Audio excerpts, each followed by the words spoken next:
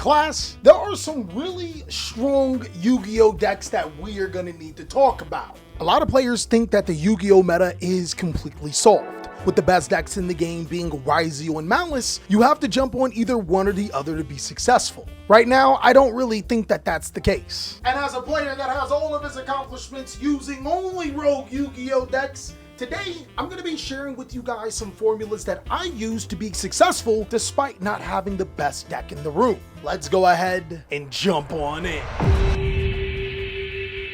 What's going on with y'all big dogs? And it is an amazing day for Yu-Gi-Oh! I hope that your day phenomenal. But if it isn't, don't let what happened at the beginning of your day ruin the rest of your day. And every single time of the week, you guys should already know what time it is. And if you're new, don't worry, it's Update Monday! A particular time where I trick you into thinking that this is a Yu-Gi-Oh video when in actuality, I'm here to make you a better person overall. Don't worry, if you're here for just Yu-Gi-Oh, there are timestamps. I actually wanted to take this time out to say that I'm proud of myself. Some people may not know, but this Update Monday started when I found out that I had rheumatoid arthritis, which is nothing like arthritis. It is actually a disease where your immune system attacks itself, muscle, bone, it gets rid of it all. When I initially found out that it was true, it was completely scary. I couldn't get out of bed. I was in the worst pain of my life. I even considered taking my own life because that's how painful it was. And now looking back, considering that if I would have never been able to experience life right now. You guys could say that I'm about 4 years into remission. Hard work, dedication, diet change, weight room has saved my life. But more importantly, it actually sparked a series that we've been doing for 4 years that has changed a lot of you guys' lives. But then that's when it hit me. Some of you guys are probably going through a really bad time at this second. And some situations may feel completely helpless. But if there's anything that you can take from Update Monday, is that somehow, some way, you can turn a bad situation into something that can be beautiful for you and everyone that you care about. I care about you. All you have to do is believe in yourself and give it a try. Which brings us into today's video, which is ironic. On a less serious note, Yu-Gi-Oh may seem like a perilous situation. Yugioh being hands down the de facto best deck in the room. This deck is so strong, it damn near suffocating. But just when you think you can peg the weaknesses of Yugioh Mitsurugi, there's Malice waiting in the wings. While people may not have thought of it, these decks actually complement each other really well. If there were a Yu-Gi-Oh strategy that could completely counter Yugioh Mitsurugi, more often than not, those counter cards don't work against Malice, and it makes Malice the hands down best deck. Also, trying to counter Malice by itself is seemingly a futile effort simply because Yugioh Mitsurugi is still the best deck. So what do we do? In actuality, I think it's a two-part answer here. I think that a lot of Yu-Gi-Oh players are just so used to a deck winning, they automatically focus on that particular deck and don't try anything else. I also think that if these particular decks that I'm going to mention to you had more players in the bandwagon, they would be a lot more powerful. So in this video, I'm going to be breaking down my top 3 Yu-Gi-Oh strategies and why they are so powerful. The second one is easily my favorite, so stick in for that one. And I'll also be dissecting how these decks can be used effectively to beat not only the top decks, but the top cards that players are using too.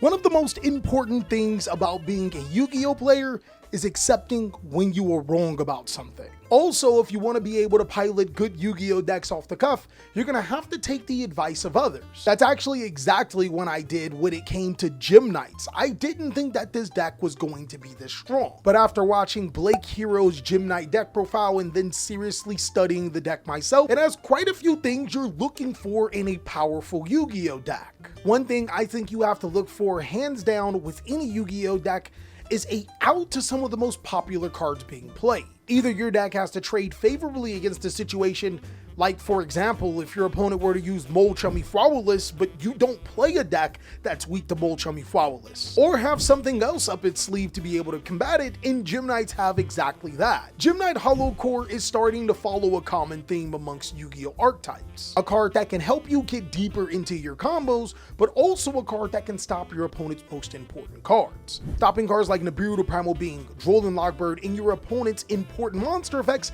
is really powerful in this format. And seeing that Gym Knight has an in-theme card to actually be able to do that, I think it's really good. But that's not exactly where Gym Knight gets all of its power. The deck is full of one-card combos and can even fool one-card combo by just using the Fiendsmith cards. This gives you a ton of flexibility for the deck, a Yu-Gi-Oh strategy that can fool Fiendsmith combo but would need it to actually use the Fiendsmith combos to get into your main line. But one of the best things about Gem Knight is that it's almost reminiscent of Ritual Beasts. It is not a deck you want to go against when your opponent knows what you're doing. Gem Knight has access to a card called Archnemesis Protos, and this deck can consistently one-card combo into Archnemesis Protos, allowing you to be able to call Dark against Malice or Light against Yugioh. Sometimes the best decks are the decks that have direct counters to some of the best in the game, and Gem Knight 100% has that. Another thing that I absolutely love about this deck is that it's not yet solved. I think that Gem Knights can be a top contender in Yu-Gi-Oh! And the right player just might expose that. It's already been winning and topping events. Now, big dogs, if you guys are interested about Gem Knight, like I said before, Blake Hero has a deck profile. And the best thing about it is that he also has a spreadsheet too that is 100% free. Not only will I leave a link to his channel down below in the description, I'll also give you the link to the spreadsheet too. It's a really fun deck with a lot of potential. And if you guys want to see my versions of the deck, don't worry, as per normal, I'll be putting personal deck list on my Patreon as a special thank you for helping me pay my editors. And just in case, you'll probably want to be able to protect your cards at all times. Well, I just so happen to have the #1 sleeve in the entire game.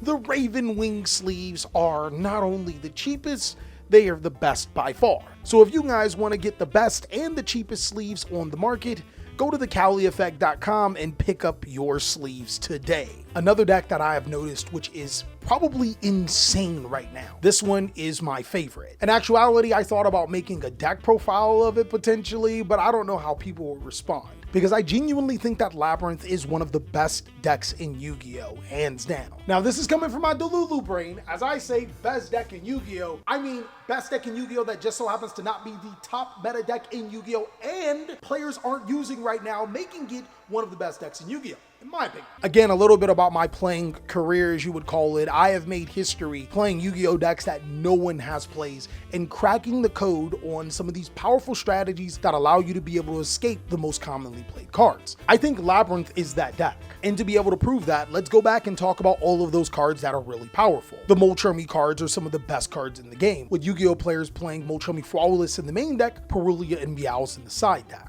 Nibiru the Primal Being also feels like a must-play Yu-Gi-Oh card, but decks like Malice and Yugioh, when used correctly, can take advantage of that token and use it for link plays. So there's quite a few situations where giving your opponent that Nibiru token can be catastrophic. And a card that is really good but players can't use right now is Dominus Impulse. This card prevents special summonings, which is amazing against both Malice, preventing cards like White Binder from coming back to the field, and Yugioh Mitsurugi, preventing them from ritual summoning or special summoning a monster from the graveyard. But the problem is that if you're playing cards like Jolden Lockbird, Nibiru the Primal Being, and others, it's really hard to justify playing Dominus Impulse too. It's not often that you can just set it to your side of field and activate it unless you're playing Labyrinth. Labyrinth, hands down, in my opinion, is the de facto best deck that no one is paying attention to right now. And it's simply because it handles every single one of those problems that I just mentioned like a breeze. It's really easy to play around Molchumi Flawless when your deck doesn't special summon from the extra deck a lot, but seeing that the cards that do special summon from the deck, your Big Wokum and Wokum Lab, can be chained to Molchumi Flawless or just not used that turn if it's not necessary. The deck really doesn't search, so Jolden Lockbird is a completely useless card against them, and Nibiru the Primal Being has a special property with Labyrinth. If you use the effect of Nibiru the Primal Being and then immediately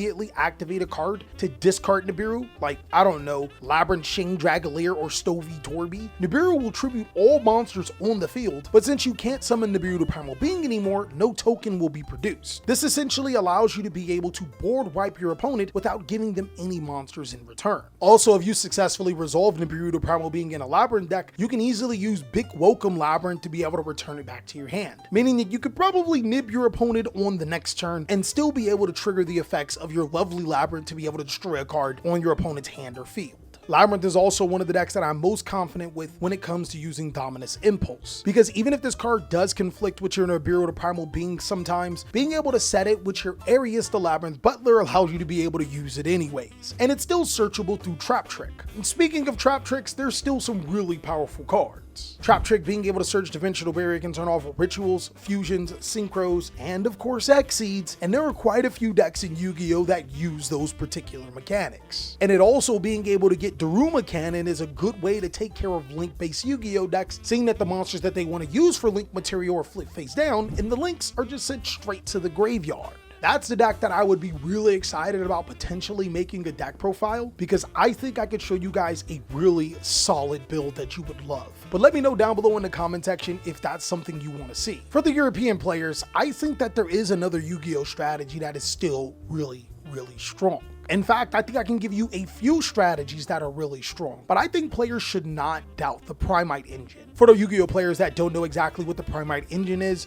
Primite Dragon Aether Barrel allows you to be able to search Loadly Load, and Loadly Load allows you to be able to get a Primite Drill Beam. Drill Beam allows you to be able to negate a card on the field and banish it, which is huge. And that right there has been the standard engine that players have been playing inside of their Blue Eyes deck, or maybe their Fiendsmith or even Bestial deck. But I think Primite actually is way stronger than just that. I personally like to look at things that have not been discovered just yet. We know that Primite is getting 2 new cards very soon, a new fusion monster that negates all of your opponent's card effects depending on how many normal monsters you have in the graveyard, and of course the fusion spell to be able to summon it. But then there's also some of those other Primite cards that look really good. In fact, Primite Roar never really looked bad to me. It special summons Summon Skull to your side of the field. Red Eyes Black Dragon, Dark Magician. Okay, some of those cards may be considered as a joke to you, but seriously, getting those normal monsters involved for your Primite deck could be huge for certain Yu-Gi-Oh! Strategies, especially considering that at the very worst, it makes Drill Beam live and it's searchable. It also serves as a mean of interruption too. But then there's the other trap card, Primite Scream, which is a counter trap card that says when your opponent would normal summon or special summon a monster while you control a normal monster or level 5 or higher Primite Fusion monster, negate that summon, and if you do, banish that monster. I think that these cards are ridiculously slept on because Primite is a Yu-Gi-Oh! Strategy that was often regulated to Blue Eyes, and that's pretty much it. But it can be so much more. Overall though, those are the Yu-Gi-Oh! Decks that I think that can beat the Yu-Gi-Oh! Meta right now. Sleek, classic, simple Yu-Gi-Oh! Decks that have so many answers to not only the Yu-Gi-Oh! Strategies in the game, but also some of the top cards being used. Of course, if you think that there are some other strategies that we need to be talking about, I really can't wait to see what you guys have to say. Let me know down below in the comment section what are those particular strategies, and also be sure to check out these videos so I can catch you on the next one.